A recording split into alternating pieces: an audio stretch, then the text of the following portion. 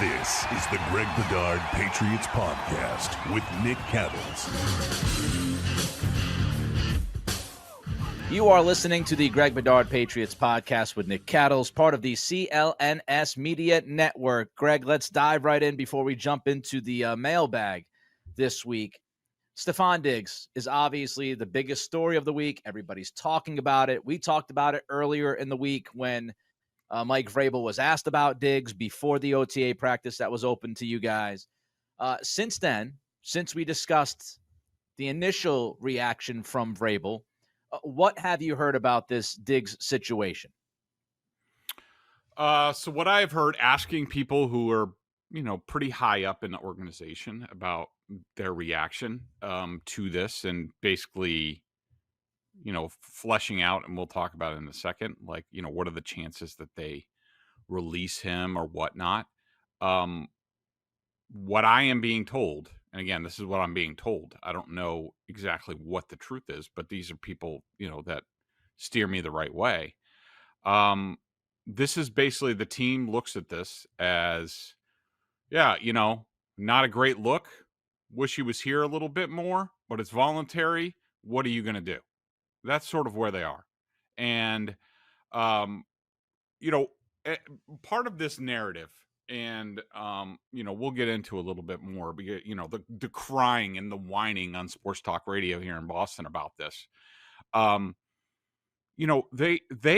They act like this is some sort of surprise to anybody.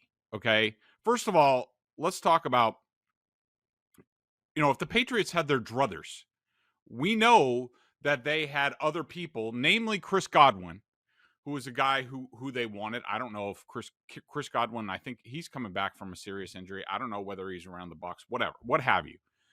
The Patriots had other priorities. We all know this in terms of free agency, whether it be receivers, tackles. We all know Stefon Diggs was well down the line. It was basically born out of desperation. They struck out with their other plans, all that stuff. So they knew what they were getting into. They have, like we said at the time, they have a ton of background on these guys. Josh McDaniels' brother coached him in Houston. Other people have background with him. I think Todd Downing was in Minnesota with Diggs. They knew exactly what they were getting into. And the reason that they wanted him is, like, during the season, whether it's practice or the games, at least in the short term for first season, the dude's a dog. And he works his butt off. One person who I asked about, talking to Diggs about in recent days, called him ultra competitive. Okay. That's why they got him. Okay. You can get the crying and the whining from Felger. Here's your tissue, Felger. Is he here? Is he working hard? First of all, you know what you're getting in Steph Diggs. Okay. This whole Cardi B thing, they've been dating for months. This is not new. This is not new that Stefon Diggs associates with, let's just say, colorful personalities, off the field, the way he conducts himself. There's tons of, rumors and all that stuff. Okay, so that was part of it. Number two, this guy is going into his 11th year. He's a diva receiver. You put those two things together, and those guys don't really, show up a ton in the offseason. The older you get, the more you've been through it, those guys don't show up a ton, especially when you bring the diva receiver into it.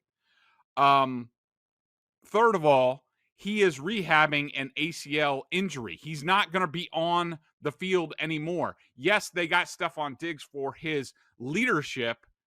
No one said anything about OTAs. No one said anything about Maye. We're talking about when they get going, veteran mini camp, training camp, the season. That's why they got Steph Diggs, for what he brings on and off the field in terms of helping the young wide receivers. In Houston, he also helped the young cornerbacks. So, don't make this out. And plus, Vrabel can't do anything. It's very specific in terms of the rules. Vrabel can't overstep. And, he can't go on the side to Steph Diggs and be like, we really expect to see you here during voluntary workouts. That's a humongous violation of the CBA. So, quit the crying, because really all you're doing is you're just trying to get something to talk about this offseason, because as we've said many times before, between the Red Sox, Bruins, Celtics, there's nothing really to talk about right now. They are desperate for stuff to talk about. They are desperate for people to tune in. And this Steph Diggs has given everybody an opening during a dead time. And I reiterate, from the people that I have talked to, this is not a big deal. And we'll see whether it goes from here. Does he get into more trouble? Does he goof off? What have you? But as of right now, this incident, him not being here a ton, no, the team is not surprised and they're not alarmed. Couple of things. There was a lot to unpack there. Fantastic job, Greg. I would say first and foremost, it's hilarious to me that there's so much attention on Diggs because, obviously the video, right? Mm-hmm. Carlton Davis was not at OTAs this week. Yep. Does anybody know why Carlton Davis wasn't at OTAs this week? Carlton Davis was vacationing in Turks and Caicos. Okay. Mm-hmm. So the idea that Diggs not being at OTA is some big, gigantic, ridiculous sin, as Greg just mentioned on the surface, is just, it's not the truth. It's ridiculous. There are a number of veterans who miss OTAs, and the older you get, you tend to miss them a little bit more. Mm-hmm. Right? I'm not telling you if it's right or wrong. Would you like to have the guy here for every single OTA, every single practice, every single meeting, every single? Do you want him living in the building? Yes. You would love for a guy to live in the building. But guess what? Not everybody is the same. I'm pretty sure that sports talk show hosts, I have been one, I am one part-time. I approach my job differently than other talk show hosts. Doesn't mean that other talk show host doesn't know what he's doing, doesn't care about what he's doing or she is doing, or is doing it wrong. It's just a different way. So Carlton Davis wasn't there. He's vacationing in Turks and Caicos. Stefon Diggs wasn't there. He's down in Florida on a yacht. I would also say there's this video of, Stefon Diggs, and there's women around him, and they're like, twerking, and let's just put it out there. It's strip club dancing. It's strippers. Guess what, folks? Go look at Cardi B's history, okay? Who's he dating? He's dating Cardi B. Before Cardi B was a rapper, what was she? Google it. As far as Diggs and missing OTA practice this week, we know that he was not there visibly to you guys last week. We also know that he was there later in the week because there is a picture of him with helmet, catching a football, participating in football activities. This could be a pre-scheduled thing. This could be, hey, look, you're going to go down and on the holiday weekend, you're going to do what you do. But while you're down there, you're going to work because there's video of him working with his rehab, guy, whatever you want to call him. You go down there, you work, then you come up and you take in a practice. Then you go back down and you work. We have no idea what the plan was when Stefon Diggs signed. We have no clue. And if you remember correctly, Alex Guerrero working on site with Brady became a very big deal. So when guys have people they work with specifically in rehab situations, I would imagine, Greg, you can correct me if I'm wrong, but most of the time that is done away from the facility.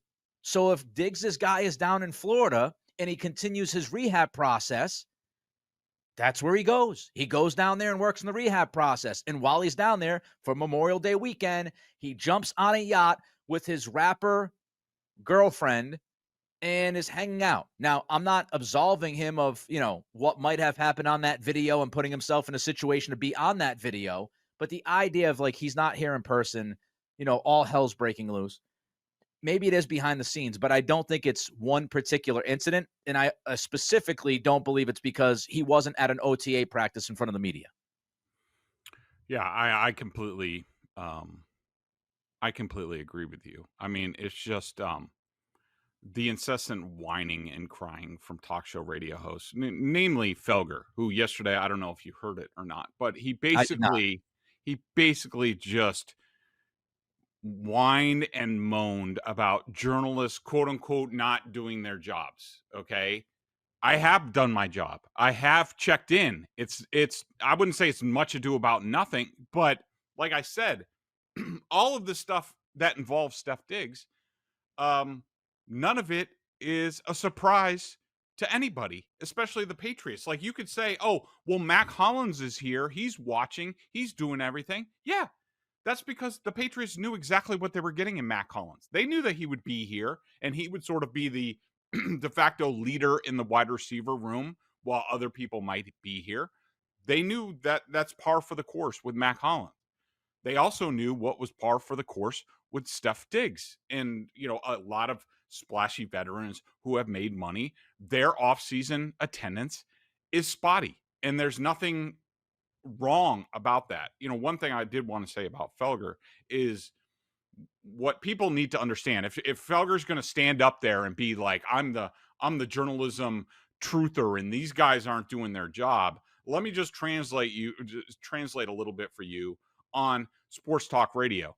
When Felger says, you guys need to do your job, you're not doing your job, what he's saying is, I need you to keep the story going because I need something to talk about. Whether it's Pablo Torre and Bill Belichick and Jordan Hudson, now it's on to Steph Diggs. He wants more dirt. He wants more rumors. He wants more internet video because that keeps the story going and gives him something to talk about. If it wasn't for Steph Diggs right now, they would probably be talking a lot about Drake Maye's footwork, about how Felger's on this big rant about like, well, why doesn't he? Because they went to Josh McDaniels and changed offensive coordinators, like he ended up here, and why is he taking a step back? Even though everybody needed to be fired, this was going to happen. Sometimes you need to take a step back to take 2 steps forward, and it's Maye, and Drake Maye is doing fine, and we'll see in training camp how much he progresses. But what Felger is doing is he's pleading for this story to keep going, or else, without picking on Drake Maye, the Red Sox, you can't spend 4 hours in Boston talking about the Red Sox anymore. The Celtics, the second apron, the ridiculous trade scenarios, a lot of that is over the everyday listener. Oh, it's over their head, and their eyes glaze over. The Bruins, nobody cares about. They're going to hire some bum coach at some time here that is not going to get anybody excited. Nobody. That's unfair. Hold on, that's unfair. We don't know if he's going to be a bum. That's unfair. I mean, if it's Marco Sturm, you're already throwing him in the garbage, Greg. On May 30th, you're throwing him in the trash. Well, I'm just saying, like, he's not going to have a lot of juice, this coach. No, that's for sure. Yeah, and so what Felger's doing with his sob act, and where are the journalists? What happened to the journalists? What he's saying is, keep the story going, because I'm begging you to keep the story going, because I need something to talk about, because we have 4 hours to talk every day. It's only May. We've run out of stuff to talk about. We have to talk about the Red Sox for the next 2 months or whatever until we get to training camp. God help me. My ratings are going to go down, and what about bonuses and all this stuff? That's what they're if he's gonna talk shit, and he specifically mentioned me yesterday, if he's going to do that, go ahead, keep it up. I know me here, I'm going to keep telling you what he's really saying and what he's really all about, because this talk in May is ridiculous. Just want to add one thing. All radio hosts, all members of the media, you can go to practice yourself, and you can go to Mike Vrabel when he has availability and ask the questions. If Diggs is made available, you can ask the questions. If you're going to get mad at somebody for not asking the right questions, then go ask the questions yourself. Mm-hmm. Now, here's the thing. This is when I'll put I'll allow people a peek behind the curtain. If the counter to that is, I've got a radio show to do. Hold on. Number one, I'm sure you have noticed, Greg, and many have noticed, Mike Felger doesn't always do his radio show from the studio. I would say that there are many times that he does his show from remote. And this happens semi-regularly, compared to other radio hosts. And I would say, so if you can do a show from a remote down in Florida, which I will say, credit to Felger, he went down to, what was it, the owners' meetings? He went down to the Yep. owners' meetings. I think he happened to be in town. And he was in town, so he did the show from there. He got interviews from Elliot Wolf and Mike Vrabel. Good on him. He can do that more often if he wanted to. Michael Felger, I will guarantee you this, has enough power to make sure his show could be done from Gillette Stadium. I will guarantee you that. At both places he works, if he wants to do the radio show from Gillette, he's allowed to do it.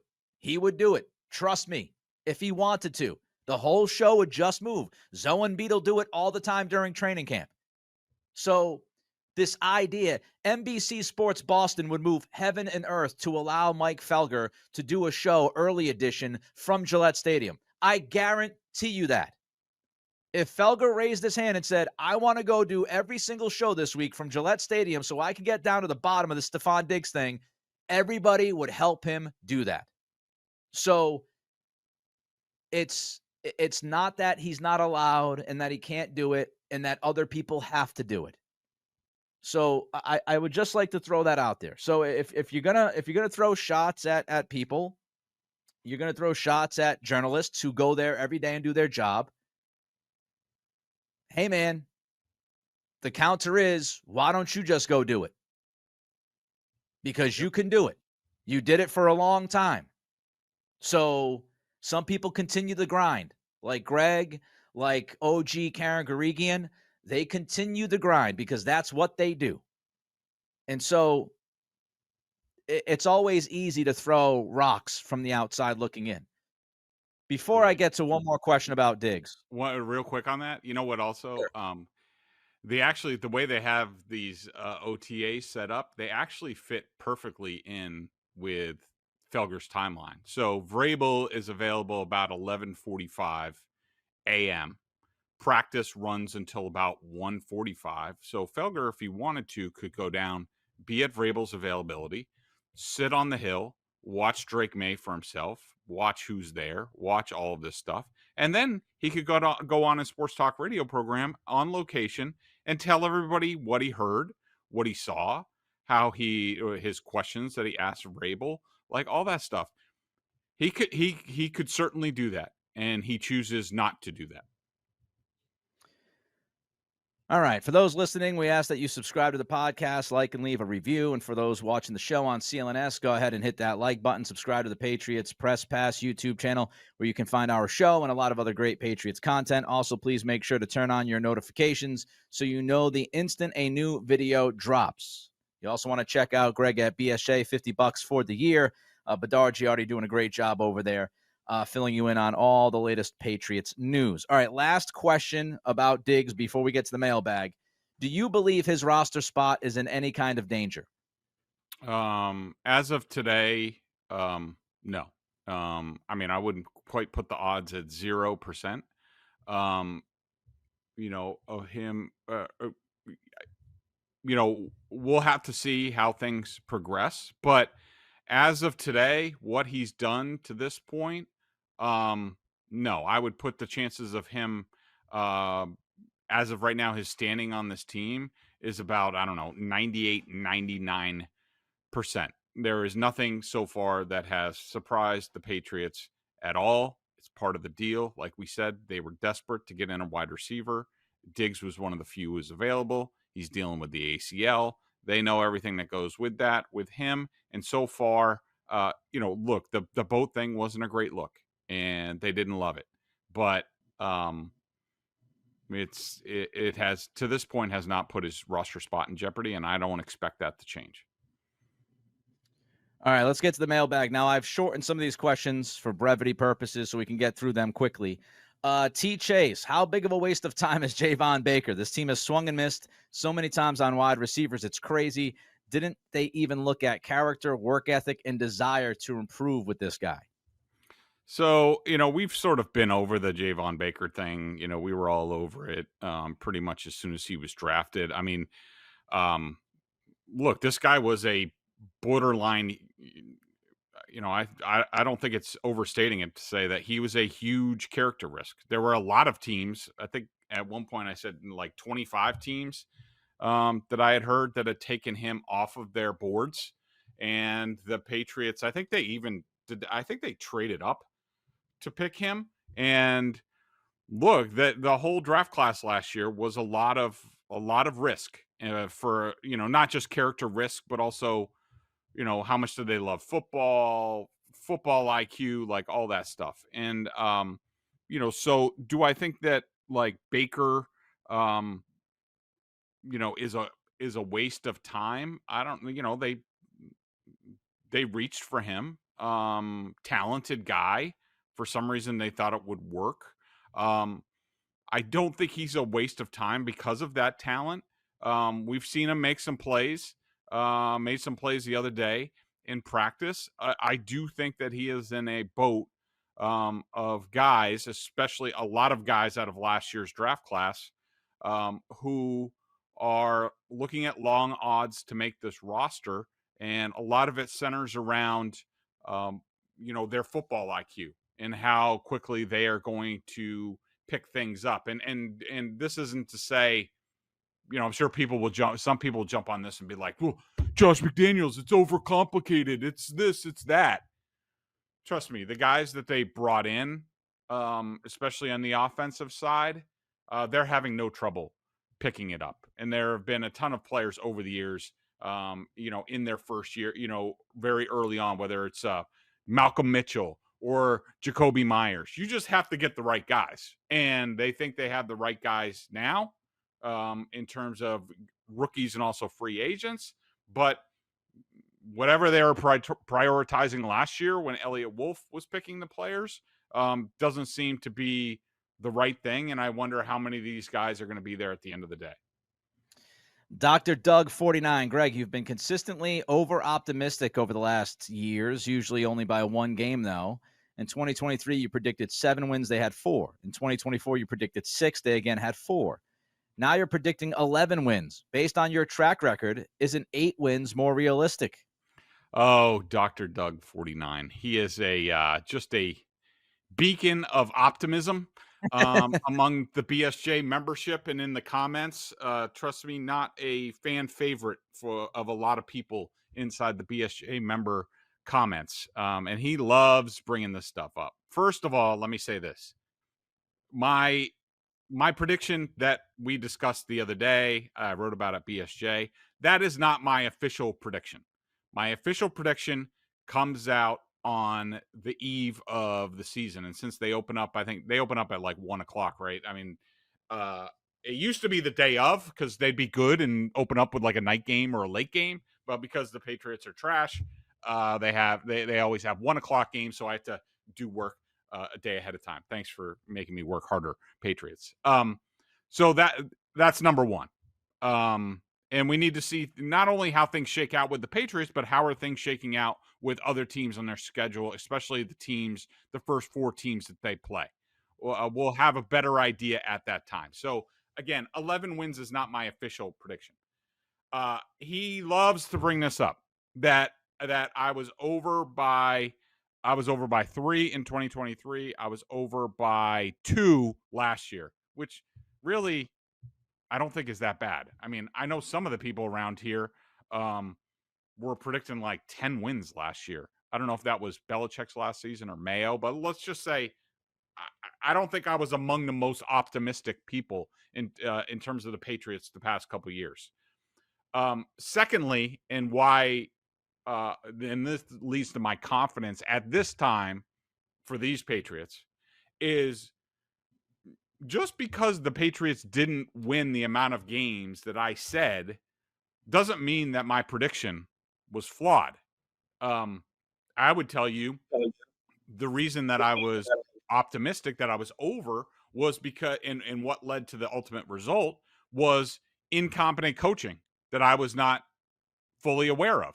And I did not expect to Bill Belichick's final season to be a disaster, for him to not even communicate with the starting quarterback, like all those things I did not predict. But in terms of talent and what they should have done on the field, I think I was pretty accurate in terms of I do think the Patriots in Belichick's final season should have won 7 games last year if they were a better operation. I do think that Mayo's team last year should have won 6 games at least with what they had if they had competent coaching. And we all know the games that they blew, including the ridiculous Titans game that they lost. And there was didn't they lose to Skylar Thompson or something? Whatever. I don't want to go through that nightmare again. Yeah, please. But the reason why I'm optimistic is, and I could be wrong about this, I am optimistic about, first of all, the schedule, the division, and this coaching staff.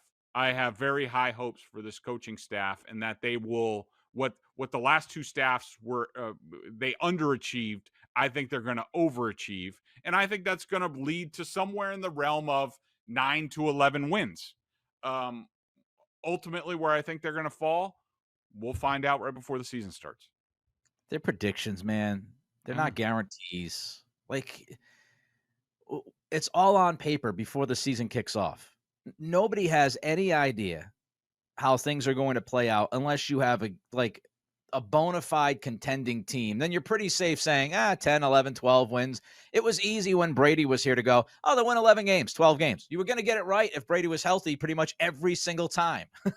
but when you whatever it was, 7 wins in 2023 or whatever your prediction was, if Chad Ryland makes 2 kicks at 6 wins or whatever it would have been, and 6 wins versus 7 wins, are we really going to go bananas over one game of difference? Like, there's wild swings within a season. There are injuries. There are things that are unforeseen. I have can Dr. Doug or anybody else predict what's going to happen 3 months from now? Whether it's football or life, do you know what's going to happen 3 hours from now? So they're predictions. If our preseason predictions were always right, guess what? Greg and I would not be doing what we do. You know what we would be doing? We'd be hanging out with Carlton Davis, Turks and Caicos, and sending in our bets and making billions of dollars every year because we're never wrong. And Cardi B.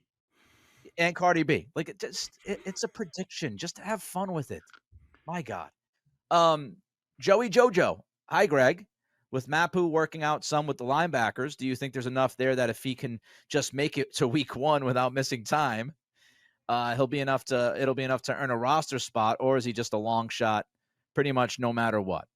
Yeah, I think he's a long shot. He'll get an opportunity. He'll get an opportunity in training camp and the preseason to show that he can bring something, especially probably pass coverage, being a safety. Looks like he's going to, at least from what I've seen, don't tell anybody I said this, but linebacker full time, quite possibly. I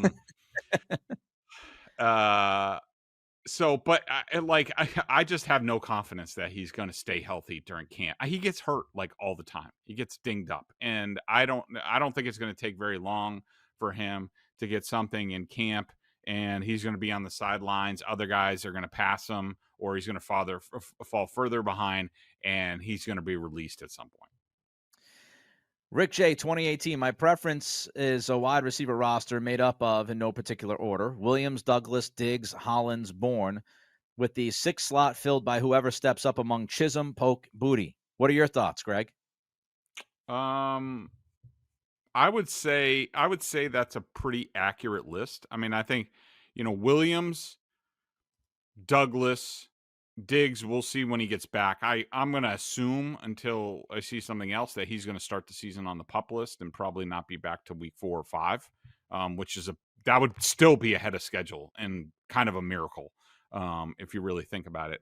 Hollins, so those are the 4, I would say, locks on the team. I would say Bourne, from what I've heard, very happy with him in the building. So I would say he's a 98% lock, maybe 99% lock. And then, Chisholm, I think Polk.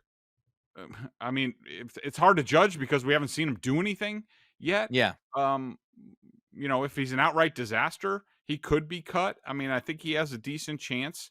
And then it's between, Chisholm, Booty, I would say that I think it's I would say it's a longer odds of Kayshon Boutte and Javon Baker being on this roster at the end of the day. It might have something to do whether they make the opening roster on, is Diggs on PUP? Is somebody hurt? Like all that stuff, a numbers game sort of at the end of the day. But that's sort of the way I see it right now. PD, Mike G, as in Giardi, mentioned that Maye was struggling somewhat with his footwork during OTAs. Does it look like Josh is significantly changing his fundamentals from what he was doing last year? No, and I don't disagree with Mike's assessment that he was struggling somewhat. I did think that a lot of it had to do with, the improved, at times dominating play of the defensive line, making things hard, contracting the pocket a little bit. There weren't many times where Drake Maye could just drop back and plan himself and survey and unleash something. Like pretty much every time he had to negotiate something. That's going to happen from time to time. And I would say, look, remember we talked about this last year when we saw Drake Maye on the field, and remember he won really like one game all year. That's not to say he didn't do some good things and that we weren't all happy about the future. And again, going back to the prediction thing, them winning 11 games, in my opinion, obviously I'm predicting Drake Maye being on the field for 17 games. Is that going to happen? I don't know. Right. And that could affect my prediction for next year, Dr. Doug.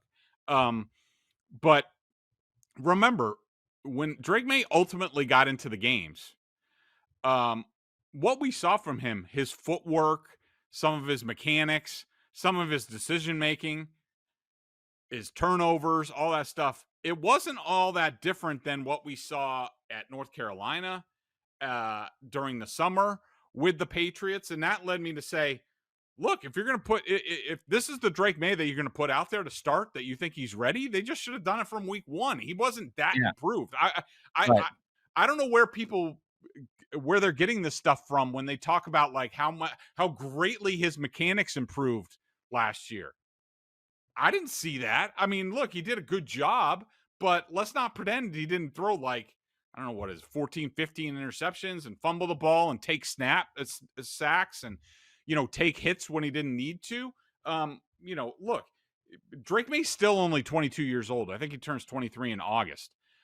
We talked about how he didn't play much football in high school and in college. He's a very young player and I don't think I didn't see anything last year that was accomplished that said like, oh, well, now all of a sudden Drake Maye is going backwards. No, I think it's been overrated, or I don't know where people are getting it from because it's not the film that I watched, that Drake Maye all of a sudden solved all these issues that were some of the things that people talked about when he was coming out of college. I think it's a work in progress. It's going to be a work in progress. Think about Josh Allen. I mean, Josh Allen was still, they went to the playoffs his year too. He was still borderline disaster as a quarterback at times in terms of his mechanics and decision making. Year 3, he started to get a little bit better, and then we know what happened from there. So that Drake Maye is here at this point in time in May with a new coaching staff and a new offense, to me, it's not a surprise, and it doesn't foretell anything about Drake Maye's future.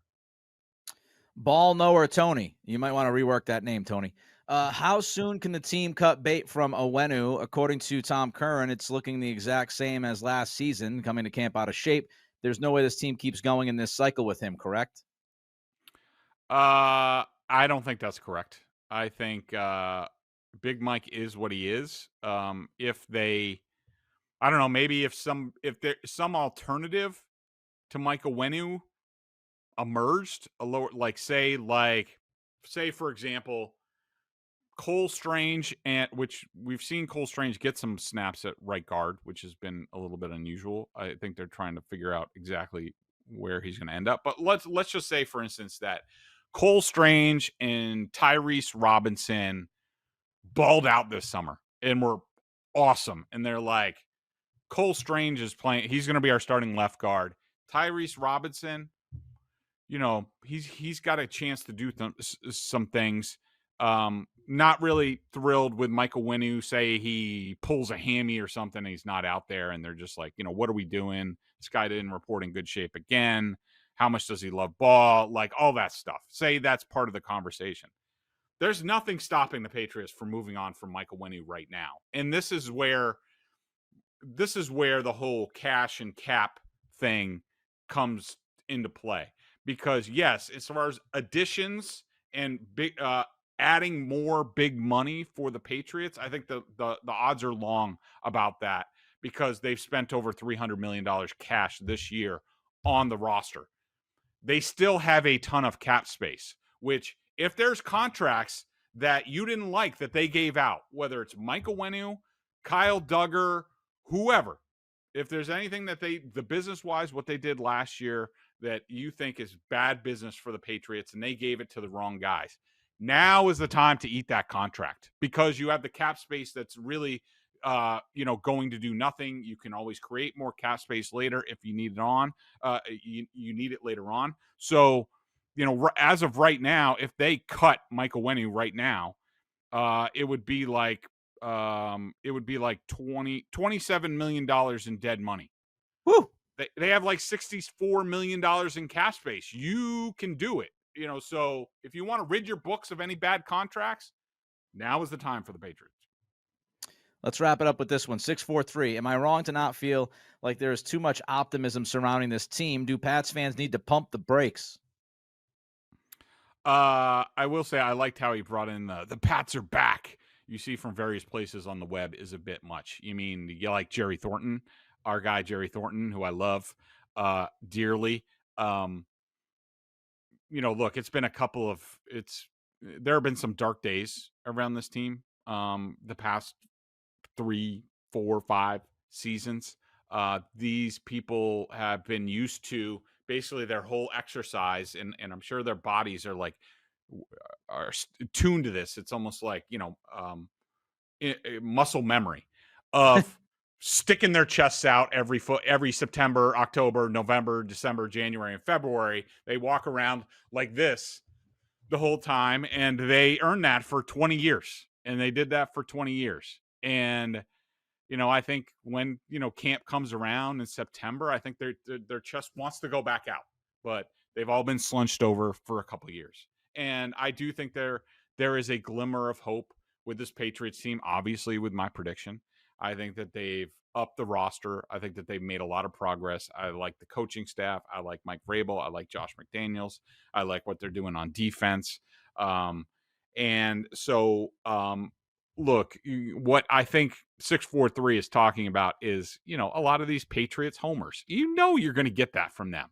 And as soon as there's, especially in the offseason where no one's playing any games, nobody's lining up, they're going to think everything's great. And I'm sure if you went to other cities, you would be hearing the exact same thing about those teams until they start playing the games, and then it's doom and gloom. But no, I chuckle at it. I think these Patriots fans, those kinds that he's talking about, I think they're ridiculous, and I think they're entertaining. But I don't think that it means they're in their heart of hearts that they're being unrealistic about this team. I think they're expecting them to be competitive and to compete for a postseason spot. I think they should do that. And anything above that, they're just trying to flex their muscles a little bit, trying to get, back used to doing that. And hopefully they will soon. All right. He's Greg. I'm Nick. Everybody have a fantastic weekend. We'll talk to you early next week. Be well.